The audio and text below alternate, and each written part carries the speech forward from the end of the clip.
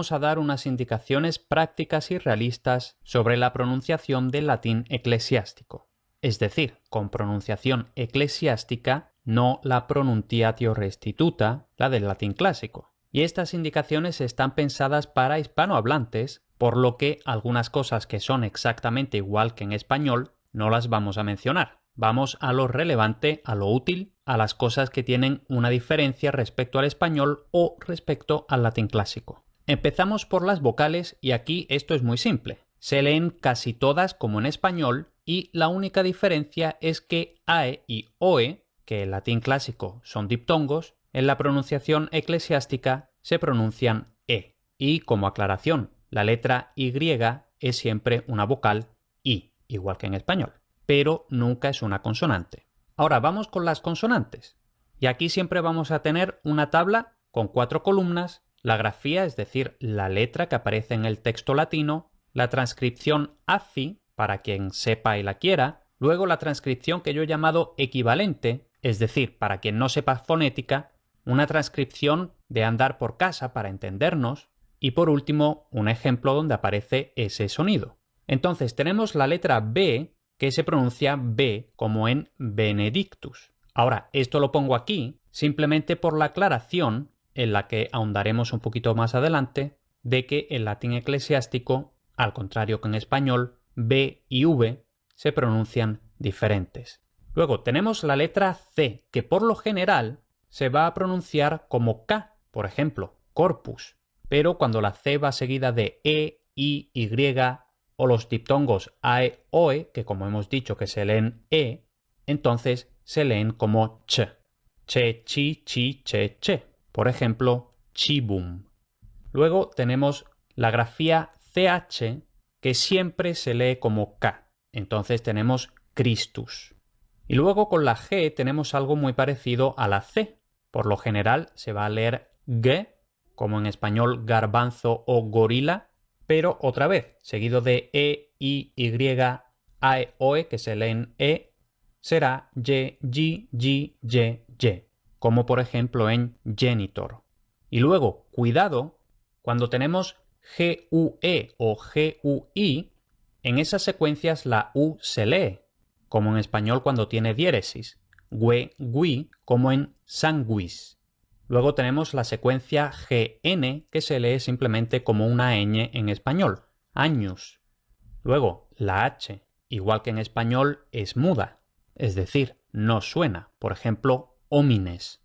Aunque es posible que por ahí la oigáis que se pronuncia un poco como en inglés, homines, pero en principio no. Y de forma anecdótica también es posible pronunciarla no aspirada, sino como una K, en unas poquitas palabras, como por ejemplo mi, que esto en principio sería mi, pues se pronuncia miki.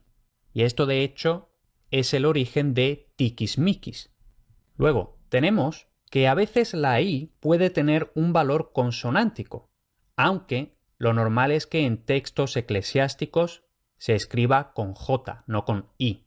Entonces, si se escribe J es muy fácil. Se lee como una especie de Y. Por ejemplo, jubilatio. Como digo, lo normal es que se escriba con J. Pero puede que haya por ahí alguna edición de un texto que no escriba las Jotas, sino que lo escriba como I. Y entonces la I, cuando va al principio de sílaba seguido de vocal, esa I equivale a J. Entonces es lo mismo. Jubilatio se escriba con J o con I. La siguiente es la M, que en principio no tiene ninguna complicación. M se lee M, como en sacramentum. Pero sí que tiene la complicación, o potencial complicación, de que también hay que leerla al final de la palabra. Entonces los hispanohablantes tendemos a pronunciar la M al final de la palabra como una N, pero no, tiene que ser una M, sacramentum. Luego tenemos la grafía PH, que no es muy frecuente, pero cuando aparece se lee como F, por ejemplo, profeta. Luego tenemos la Q, que siempre aparece seguida de U, y siempre se lee como Q, es decir, KU, más la vocal que venga. Entonces, por ejemplo, quoque, no quoque, sino quoque. Luego tenemos la letra R, que tiene un poquillo de casuística, aunque afortunadamente es prácticamente como en español. Entonces, cuando aparece una sola R, se pronuncia como una R simple. Por ejemplo, gloria. Y cuando aparece una sola R al principio de palabra, entonces se pronuncia fuerte como en español, rex. Y también se pronuncia fuerte cuando aparecen dos Rs, como en resurrectus.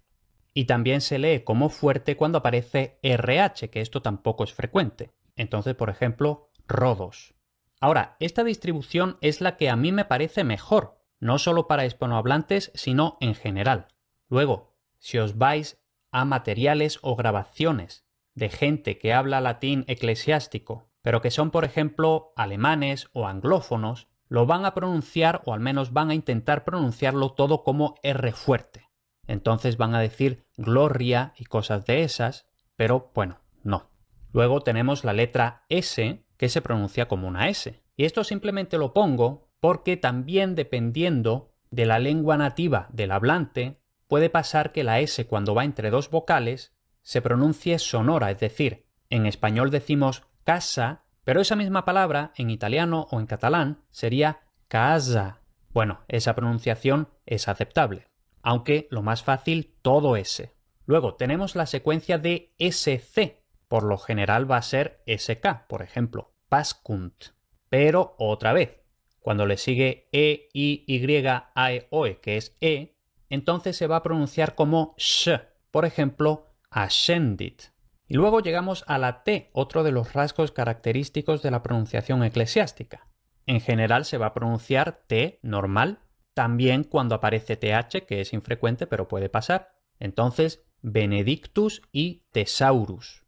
Ahora bien, cuando lo que tenemos es TI y otra vocal, entonces la T se pronuncia como ts. Entonces vemos que teníamos benedictus con T normal, pero en benedictio, TI más otra vocal, en este caso la O, entonces la T se convierte en TS.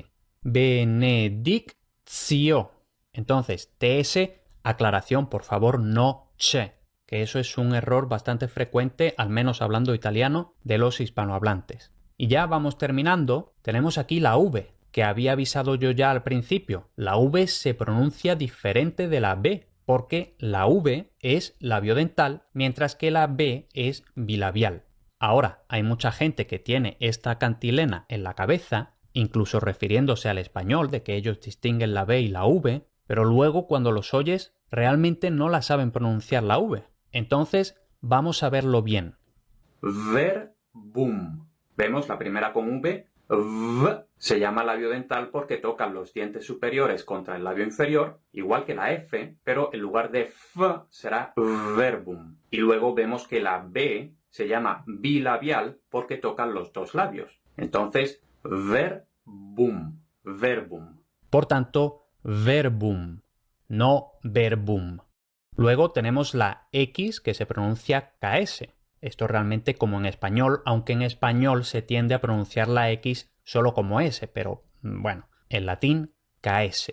Por ejemplo, rex. Y luego cuando la X se combina con C, tenemos básicamente lo que ya nos ha salido varias veces. Por lo general va a ser KS más la C que se pronuncia K. Por ejemplo, exclamavit.